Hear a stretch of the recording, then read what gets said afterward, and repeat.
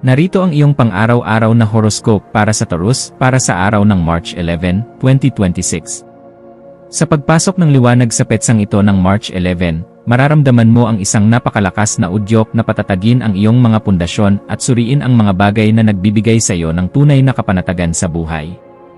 Ang mga planeta ay nagbibigay sa iyo ng isang pambihirang pasensya na magagamit mo upang ayusin ang iyong mga prioridad habang pinapanatili ang iyong marangal na disposisyon sa harap ng mga mabilis na pangyayari sa iyong paligid ngayong maghapon. Huwag kang magmadali sa iyong mga desisyon dahil ang kislap ng iyong katuwiran ay sapat na upang malampasan ang anumang kalituhan na maaaring dumating sa iyong landas sa bawat sandali ng iyong pakikipagsapalaran sa mundong ito. Pagdating sa iyong karera at mga tungkulin sa trabaho, ang araw na ito ay nagdadala ng isang mahalagang pagkakataon kung saan ang iyong husay sa paggawa ng may sistema at ang iyong mabusising paraan ng pagtapos sa mga detalye ay lubos na mapapahalagahan. Mapapansin ng iyong mga nakatataas ang iyong dedikasyon sa pagbuo ng isang matatag na resulta, kaya asahan ang isang positibong balita tungkol sa isang bagong proyekto na magbibigay sa iyo ng pagkakataong ipakita ang iyong galing sa sining ng pamamahala.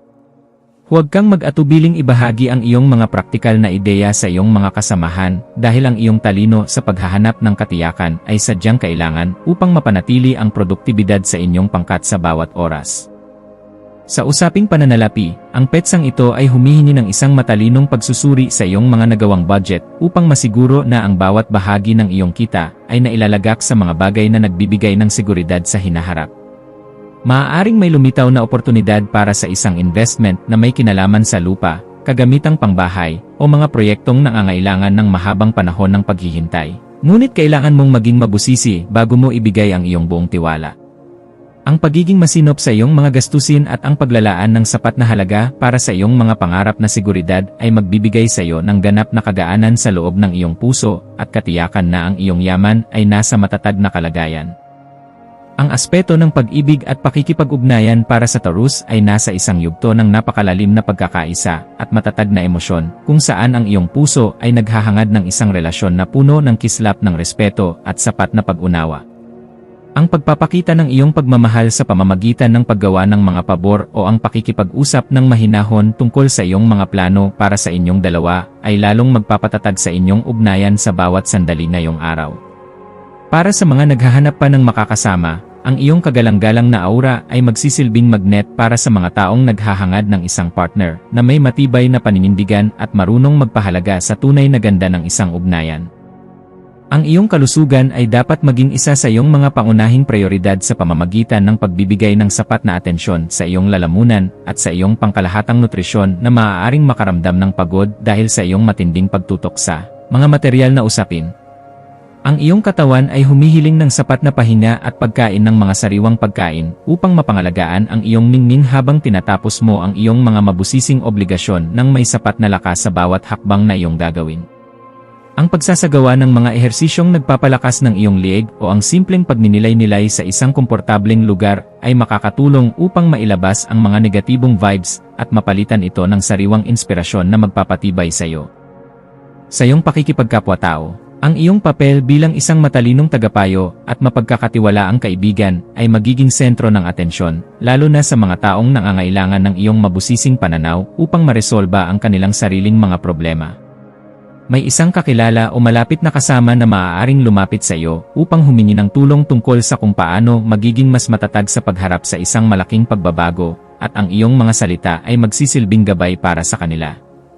Maging mapagmasid sa bawat pakikipag-usap dahil ang bawat impormasyon na iyong ibabahagi ay nagtataglay ng kapangyarihan na makapagpabago ng pananaw ng iba nang may sapat na paggalang sa kanilang sariling kakayahan at kalayaan sa bawat kilos. Ang iyong malikhaing isipan ay magkakaroon ng pambihirang kislap sa hapon, lalo na sa mga gawaing may kinalaman sa pagluluto, paghahalaman, o anumang paraan ng pagpapahayag na nagpapakita ng iyong pagiging mabusisi sa sining ng kagandahan at kapayapaan. Huwag mong limitahan ang iyong sarili sa mga karaniwang pamamaraan lamang, bagkus ay subukan ang mga makabagong estilo na magpapakita ng iyong galing habang pinapanatili ang kalidad at dangal ng iyong mga gawa para sa iyong sariling kaganapan. Ang pagbuo ng isang bagay na may layuning magbigay ng kagaanan at saya sa pakiramdam ng marami sa pamamagitan ng iyong mga natuklasan ay nagbibigay sa iyo ng ganap na tagumpay na sadyang napakahalaga para sa iyo. Para sa pamilya, Asahan ang isang kaganapan sa loob ng tahanan na mangangailangan ng iyong pagiging mahinahon upang maging maayos ang takbo ng inyong samahan sa kabila ng mga posibleng maliliit na usapin tungkol sa inyong mga kagamitan o plano. Ang iyong presensya ay magbibigay ng kagaanan dahil kaya mong magpaliwanag sa paraang madaling intindihin at may sapat na pagkilala sa nararamdamang pangangailangan ng bawat miyembro ng iyong pamilya sa bawat oras ng inyong pagsasama. Maging mapagpatawad sa mga pagkukulang ng iyong mga mahal sa buhay, at maging isang gabay na laging handang tumulong sa pag-aayos ng anumang aberya, dahil ang matatag na pundasyon sa loob ng tahanan ang tunay mong sandigan. Ang iyong intuwisyon ay magsisilbing isang matalas na kumpas sa pagpapasya tungkol sa isang bagong oportunidad na may kinalaman sa iyong personal na paglago o sa pagpapaganda ng iyong sariling kasanayan sa pakikipag-ugnayan sa mga taong may malalim na karanasan. Kung may nararamdamang udyok na ayusin ang iyong mga gamit sa bahay o bumili ng mga kagamitan na magdadala ng higit na kaginhawaan sa iyong paligid, gawin ito ngayon dahil ang daloy ng enerhiya ay pabor sa iyo. Ang iyong panloob na boses ay malakas na nagpapaalala na handa ka na para sa isang mas mataas na antas ng kaganapan sa iyong pagkatao. Kaya pakinggan ito at huwag hayaang ang mga alinlangan ay humadlang sa iyong asenso. Sa aspeto ng edukasyon at pagkuha ng karunungan, ang iyong isipan ay magiging kasing talas ng isang kidlat na handang unawain ang bawat komplikadong impormasyon upang mahanap ang pinakaugat ng katotohanan sa iyong mga pinag-aralan ngayong araw na ito.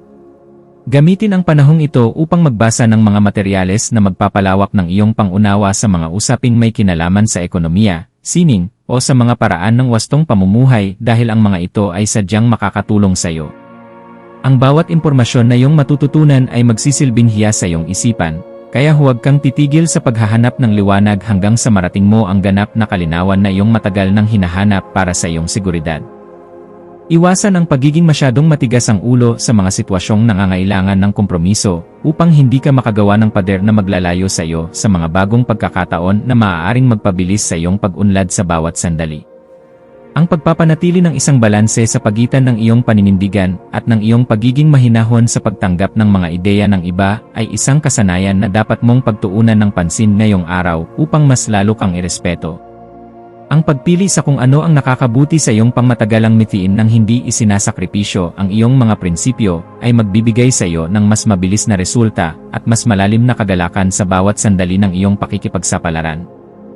Ang iyong espiritual na aspeto ay nangangailangan din ng pagkalinga sa pamamagitan ng paghahanap ng sandali ng katahimikan sa gitna ng iyong abalang schedule upang muling makakonekta sa iyong panloob na lakas na nagbibigay ng direksyon sa iyong buhay. Ang pagninilay-nilay tungkol sa iyong mga tunay na hangarin para sa isang masaganang pamumuhay ay magbibigay sa iyo ng sagot kung bakit kailangan mong maging matatag at kung paano mo magagamit ang iyong talino.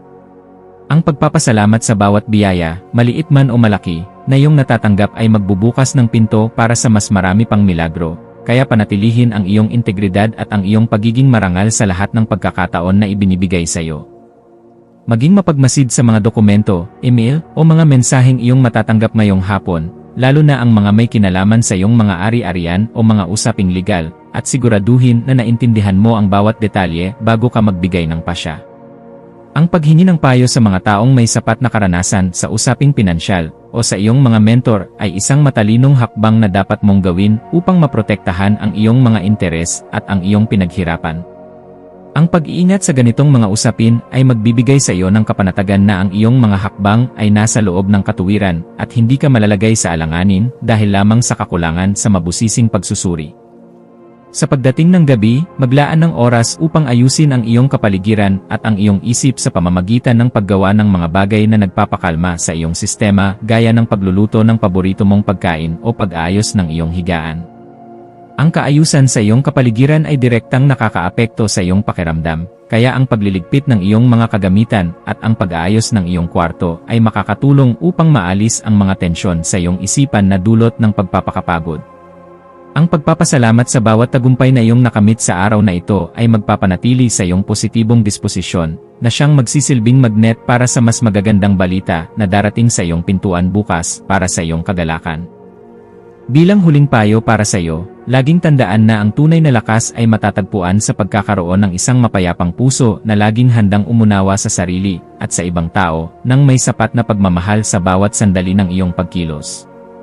Manatiling nakatutok sa iyong sariling landas habang nagpapakita ng malasakit sa mga taong nasa paligid mo, dahil ang kaganapan ng iyong pagkatao ay matatagpuan sa pagbabahagi ng iyong liwanag ng may dangal sa lahat ng pagkakataon. Hayaang ang liwanag ng karunungan ang maging gabay mo sa pagtahak sa daan ng iyong mga adhikain, at maniwala ka na sa bawat pagsusumikap mo na magpakita ng kabutihan, mayroong magandang bukas na naghihintay.